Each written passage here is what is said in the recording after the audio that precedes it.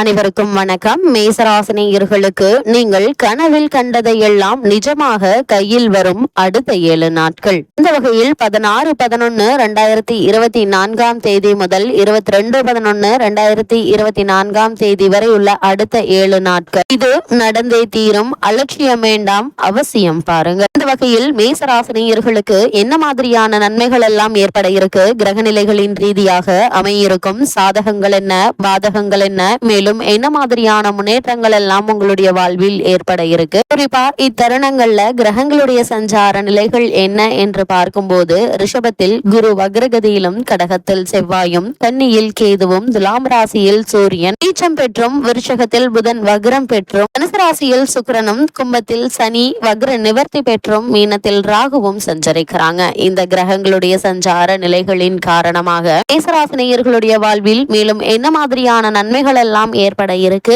என்பது குறித்தான முழுமையான பதிவு தான் இந்த வீடியோல நம்ம விரிவா பார்க்க போகிறோம். அதற்கு முன்னாடி மேசராசினியர்கள் ஆன்மீக சம்பந்தமான தகவல்கள், வாஸ்து சம்பந்தமான தகவல்கள், நவகிரக சன்னதிகள் எங்கு உள்ளன, அங்கு சென்று நாம் எப்படி வழிபட வேண்டும், பரிகாரங்கள் செய்யும் முறைகள் என்ன, அது மட்டுமில்லாமல் திருமண தடை நீங்க, புத்திரபாக்கிய யோகம் கிடைக்க, கடன் தொல்லை நீங்க, குடும்பத்தில் செல்வ வளம் பெருக என இது மாதிரியான பல ஆன்மீக சம்பந்தமான தகவல்களை பற்றி தெரிந்து கொள்ள வேண்டும் என்ற விருப்பம் இருந்துச்சு அப்படின்னா சேனல் பயோல அதற்கான லிங்க் கொடுத்திருக்கோம். அந்த லிங்கை கிளிக் பண்ணி நீங்கள் தெரிந்து கொள்ளலாம். அங்க இப்ப வீடியோக்குள்ள போலாம். அந்த வகையில மேச ராசியை சேர்ந்த அஸ்வினி, பரணி, கிருத்திகை முதல் பாதம் வரை உள்ள நட்சத்திரக்காரர்களுக்கு இந்த அடுத்த 7 நாட்கள் என்ன மாதிரியான நன்மைகள் எல்லாம் ஏற்பட இருக்கு என்று பார்க்கும்போது உங்களுடைய ராசிக்கு 2ஆம் இடத்திற்கு உரிய சுக்கிரனால் கிடைக்கக்கூடிய யோகங்கள் உங்களுக்கு கிடைக்கவே செய்யுங்க. இதனால் எதிர்பாராத பல முன்னேற்றங்கள் கிடைக்கக்கூடிய ஒரு தருணமாக தான் இந்த வாரம் அமைஞ்சிருக்குது. இது மட்டும் இல்லாமல் அவர் தன குடும்ப அதிபதி என்பதால் பொருளாதாரத்தில் பின்னடைவுகள் இருக்காதுங்க.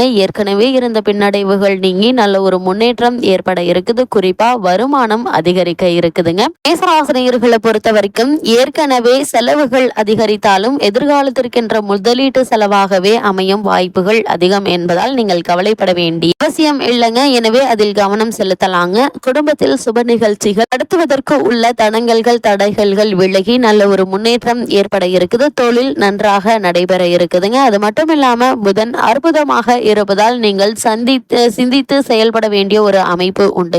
அது உங்களுக்கு வெற்றியை தரும். அதே போல மேசராசினியர்களை பொறுத்த வரைக்கும் பத்திரிகை தொழில்நுட்ப துறை நன்றாக நடக்குங்க. அவற்றில் எதிர்பாராத பல லாபங்கள் கிடைக்கக்கூடிய ஒரு தருணமா தான் இக்காலகட்டம் அமைஞ்சிருக்குது. அதே போல் இந்த வாரத்தை பொறுத்த வரைக்கும் செவ்வாய் கடக ராசியில் நீச்சம் பெற்று சஞ்சரிக்கிறார். அதாவது உங்களுடைய ராசிக்கு அதிபதியான செவ்வாய், அதாவது ராசிநாதனான செவ்வாய் நீச்சம் பெறுகிறாரே என்று நீங்கள் கவலைப்பட வேண்டாங்க. அஷ்டமாதிபதியாகவும் செவ்வாய் விளங்குவதால நீச்சம் பெறுவது நன்மை என்றுதான் சொல்ல வேண்டும். இழப்புகளை ஈடு செய்ய புதிய வாய்ப்புகள் உங்களுக்கு கிடைக்க இருக்குது. அதே போல் இல்லத்திற்கு தேவையான விலை உயர்ந்த பொருட்களை வாங்கி மகிழக்கூடிய ஒரு தருணமாகவும் இந்த காலகட்டம் அமைஞ்சிருக்குதுங்க. குறிப்பா மேசராசினியர்கள் இடம், பூமி வாங்குவது சம்பந்தமான முயற்சிகளிலோ அல்லது ரியல் எஸ்டேட் சம்பந்தமான துறையில் உள்ளவர்களுக்கு எதிர்பாராத லாபம் கிடைக்க இருக்குதுங்க. இந்த செவ்வாயினுடைய நீச்சத்தின் காரணமாக குறிப்பா செவ்வாயை பொறுத்த வரைக்கும் அவரும் உஷ்ண கிரகம் என்பதால் ஆரோக்கியத்தில் மட்டும் கவனம் செலுத்துங்க. சிறு உடல் உபாதை என்றாலும் கூட உடனே மருத்துவரிடம் அணுகி அதற்கான சிகிச்சை எடுத்துக்கொள்வது மிக மிக நல்லது என்பதை கிரகங்களுடைய சஞ்சார நிலைகள் தெளிவாகவும் உறுதியாகவும் எடுத்துக்காட்டுதுங்க. குறிப்பா புதன் பகவானை பொறுத்த வரைக்கும் தற்போது வக்ரம் பெற்று சஞ்சரிக்கிறார். அதாவது உங்களுடைய ராசிக்கு 3, 6 ஆகிய இடங்களுக்கு அதிபதியானவர் புதன். அவர் அஷ்டமத்திற்கு வரக்கூடிய இந்த நேரத்தில் வக்ரம் பெற்று சஞ்சரிக்கிறாருங்க. அதனால் இது அற்புதமான ஒரு தருணம் என்று தாங்க சொல்ல வேண்டும். காரணம், மறைந்த புதனால் நிறைந்த தனலாபம் கிடைக்குங்க. மகிழ்ச்சிக்குரிய தகவல்கள் ஒன்றன் பின் ஒன்றாக வந்து கொண்டே இருக்குங்க. அதே போல இனத்தார் பகைகள் மாற இருக்குது. அதாவது உறவினர்களுக்குள் இவ்வளவு நாட்களாக இருந்த பகை, தேவையில்லாத மனஸ்தாபங்கள் நீங்கி நல்ல ஒரு முன்னேற்றம் ஏற்பட இருக்குது. எதிரிகளுடைய தொல்லை குறைய இருக்குதுங்க. பண தேவை உடனுக்குடன் பூர்த்தியாகும். அதே போல உத்தியோகம், தொழில் சம்பந்தமாக எதிர்பாராத இருந்த தடைகள் நீங்கி உன்னத நிலையை அடைய சந்தர்ப்பங்கள் உங்களுக்கு கைகூடி வருங்க. அப்படிப்பட்ட சந்தர்ப்பங்களை பயன்படுத்தி கொள்வது உங்கள் கையில தாங்க இருக்குது. இந்த வாரத்தை பொறுத்த வரைக்கும் சனி பகவான் வக்ர நிவர்த்தி பெற்றே சஞ்சரிக்கிறார். அதனால் பலம் அதிகரிக்குதுங்க. இருந்தாலும் கூட சனி பகவானை பொறுத்த வரைக்கும் பலத்தோடு இருப்பதால் ஆரோக்கியத்தில் கொஞ்சம் கவனம் தேவைங்க. அலைச்சலை குறைத்து கொள்வது நல்லது. அதே போல் அதிகார வர்க்கத்தினரை பகைத்து கொள்ள வேண்டாங்க. வீடு மாற்றம் இடமாற்றம் தானாக வந்து சேருங்க. குடும்ப பிரச்சனைகளை சமாளிப்பது சற்று கடினமாதாங்க இருக்கும். அது மாதிரியான நேரங்கள்ல மௌனம் சாதிப்பது அல்லது ஒருவருக்கொருவர் விட்டு கொடுத்து அனுசரித்து நடந்து கொள்வது மிகவும் நல்லது. பண நெருக்கடி ஒரு சில நேரங்கள்ல ஏற்படுவதற்கான வாய்ப்புகள் இருக்கு. அது மாதிரியான நேரங்களில் கூடுமான வரைக்கும் கடன் வாங்குவதை தவிர்த்து கொள்ளுங்க. ஏதாவது ஒரு வகையில் உங்களுக்கு அந்த பணம் கிடைத்துவிடும் என்றாலும் கூட அவசர முடிவாக கடன் வாங்கிட வேண்டாம். பிறரை நம்பி எந்த ஒரு பொறுப்புகளையும் ஒப்படைக்க வேண்டாங்க.